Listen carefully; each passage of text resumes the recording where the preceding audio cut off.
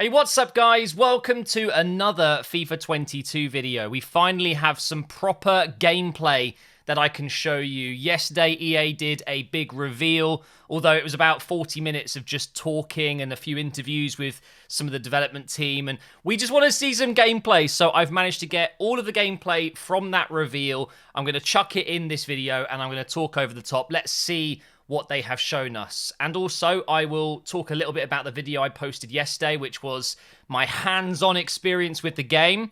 You can see why I'm excited from yesterday's video. What they have shown us looks really, really nice. Straight away, just look at the stadium and the atmosphere. I mentioned it yesterday when I was talking about first going into a game and seeing all of the lights and the atmosphere and the fog or the rain or the sun and everything just looking and feeling way more realistic than ever before. Does it look like I'm exaggerating? No, look at it. I've seen some comments. People think that I'm just being overly nice about the game and hyping it just because I want to continue being on this EA Game Changers network. The thing is, guys, genuinely, I am impressed with FIFA 22. You can believe it or not, but when it comes to the graphics and the way the game looks and feels and plays, I am just excited about it. It looks incredible. I love the way the Psg Stadium looks in this cutscene. You're going to see me replay this over and over again because we didn't get too much, but look at it. It looks absolutely phenomenal. And I'm hoping it's the same for all of the other stadiums they've got in the game, that they've been able to recreate this kind of atmosphere everywhere and in different competitions, not just the Champions League or a league game. I want to see just great feeling atmospheres pretty much for every single game that you go into. Also, we were able to take a look at the new gen menu. I'm not 100% sure that this menu will be in old generation consoles, but definitely on PlayStation 5, the new Xbox, and on Stadia, I believe this is the menu you will have. I will get clarification if I can from EA to see if this is actually in the previous gen as well, but not that it really matters. It is just a menu design, but it looks great. I love the lights in the background. Looks really fancy, doesn't it? Looks more modernized. I think this might be the best looking menu we've had in FIFA for a long time. And also what you can see here is them editing tactics. One thing they explained in this reveal is that you can have tactics for your own half of the pitch and tactics for the other half of the pitch. So you can have pretty much defensive tactics for when the ball is in your own half, and then instantly, as soon as you get into the other half, your other tactics will come into play. So I think that's going to really help with online play. You know, you get a lot of the drop back defensive tactics. Well, now you can still do that, but you can still get away with having some attacking options as well. Maybe that will break up the boring, monotonous gameplay that everyone is so used to in FIFA 21. I really like this idea. And of course, if you play career mode like me and you like to come up with different tactics, it's great that you can have some defensive tactics and some attacking tactics that literally happen mid-flow as you're progressing up and down the pitch. I love this. So now we've got the clips of actual gameplay. A reminder, it says it on screen, it's still in development, so of course things can change a little bit. If anything, it's going to look more polished. We're looking at runs being made by the CPU. I love how the pitch looks more real than ever before. We've got lots of, I guess, marks where you've been sliding in and chipping up bits of grass. I also feel like this camera angle looks absolutely fantastic. One thing I've noticed as well is the play feels a lot slower, which I guess for a lot of people isn't what they want, but for me, as someone who likes to play offline game modes and also sets the game speed to slow and have done for many FIFAs now, this really suits what I like to do, and that is play the realistic build-up football. You don't see players in real life going up and down the pitch so quickly. It feels like everything is slowed down a little bit, toned down a little bit. It's less arcadey, and again, it's just realistic. It looks like a real game of football is being played, and I love that. You'll also notice that they highlighted certain players on the pitch moving in groups of players. What they have done is they've reworked how a team absorbs pressure and defends as a unit. You see banks of 4 all moving back together at the same time. That should definitely make things feel and look more realistic. And also, it's going to make it more challenging to try and break through the defense, maybe.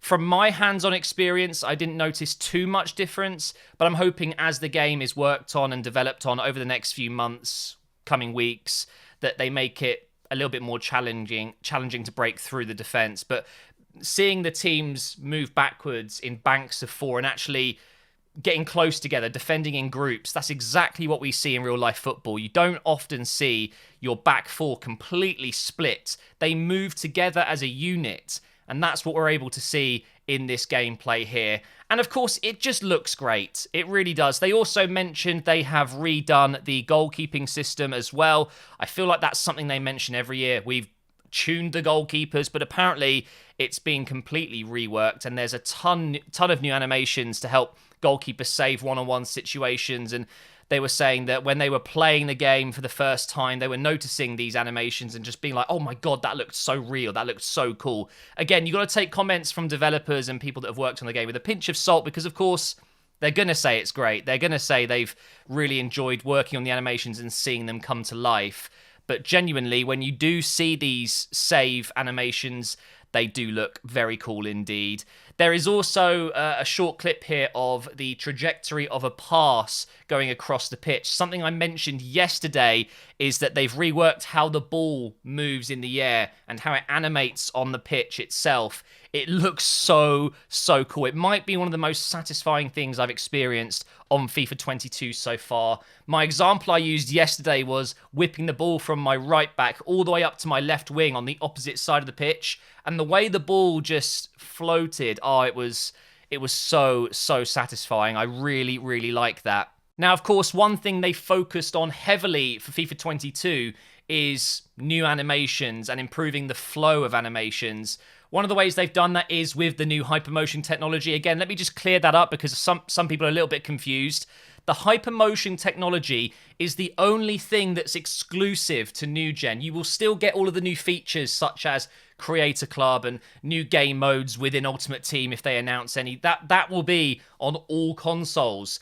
The next gen consoles get the hypermotion technology. Basically, again, just to explain what that is, it's just better animations. They've added 4,000 animations this year, which I believe they said is 3 times more animations than they've ever added in a single year. So a lot more has been added into the game, and it's because they've been able to suit up real-life players, play 11 versus 11, and feed that data live into the engine. It makes things look so much nicer. There's a few examples that they showed in the gameplay reveal yesterday where players are about to cross it and they slow down as they're about to hit the ball. Instead of just sprinting and chopping it into the box, they're able to actually generate a little bit more of an animation beforehand, which makes it look way more smooth and fluid. There is so many ways they've improved that kind of stop-start animation, the robotic feel that some of the players had beforehand.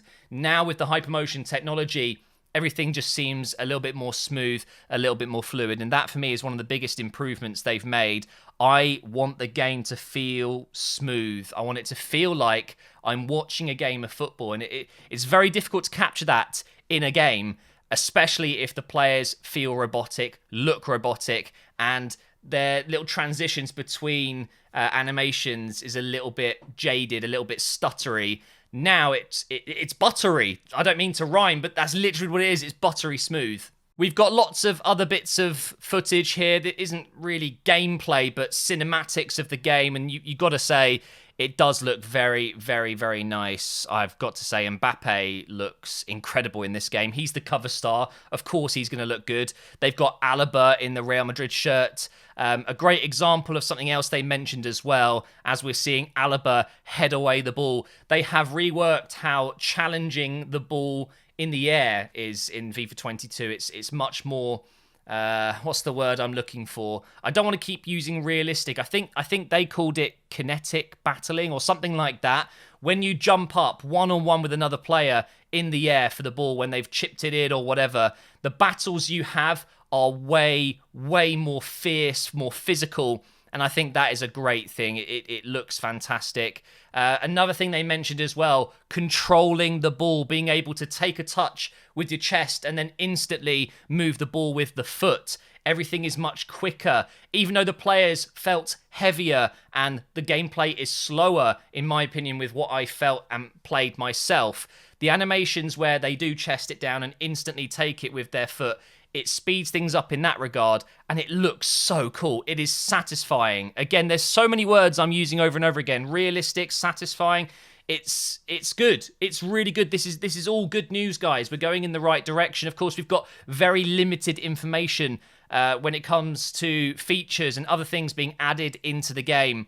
But the things I've mentioned yesterday in my gameplay video where I talked about playing the game, the stuff we've seen in this reveal, I think we should be very excited for the new generation of FIFA gameplay and animations.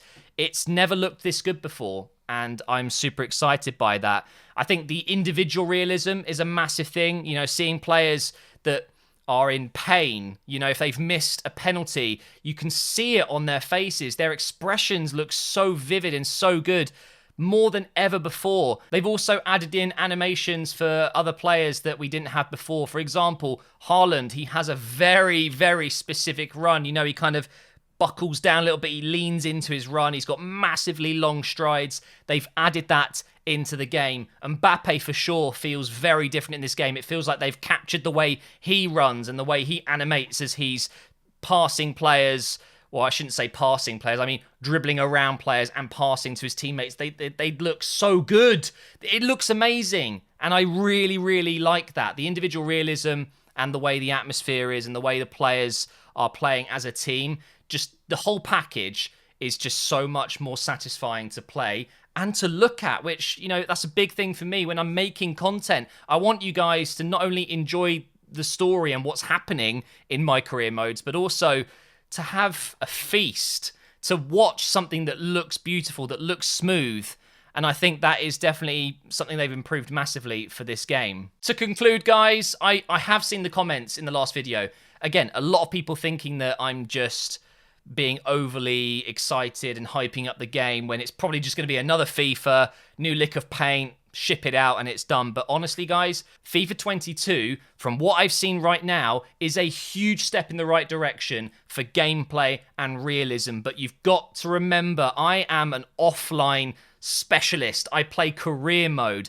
If you play FIFA competitively, if you play Ultimate Team and that's your bread and butter, then you need to wait for more information, and maybe you can make a more informed opinion then. I will have access to Ultimate Team at some point. I will post videos talking about all the new features. I'll do as much as I can to give you an honest opinion. And I'm telling you, gameplay-wise, animations-wise, the new hypermotion technology, the way they've portrayed the game so far, I love it. I really, really do like FIFA 22 so far. Having played the game in such an early stage as well, I feel strongly that it can only really get better. If you own a PlayStation 5 or an Xbox Series X, you are really going to enjoy the hypermotion. If you don't have a new-gen console, all I can say is you are going to miss out on these new technologies, the new animations and things like that, but you still get all the basic features. Create a club on career mode, for example. It will be in the game you get. You're just not going to get that real polished look to the game. And I've got to say, this is very disappointing on EA's part. Here you go, guys. Look, I'm having a go at EA here. I really feel like I don't want to say it's lazy because I don't know. I don't know everything that's going on behind the scenes, but I think it's very unfair, and it's not right that different versions of the game are getting released just because of a console that you've got. I completely understand that hypermotion is new and you want to push next-gen consoles, but surely animations and technology like that should be possible to put onto PS4. I don't understand that. When it's something graphical, I get it, but it's animations. I don't know. I don't know enough about it, but one thing I really expected to see by now is crossplay as well. We've just seen the announcement that PES is being rebranded to a new game called eFootball, and they are doing cross-platform across all consoles eventually. That should be in FIFA 22. Hopefully that's something they will add. But that's it for this video, guys. Tomorrow, I'm going to talk about the new Pez. So it's been completely rebranded, and I cannot wait to dive into that. It's disappointing news, unfortunately. So stick around for that one. Thank you for watching, and I will see you next time.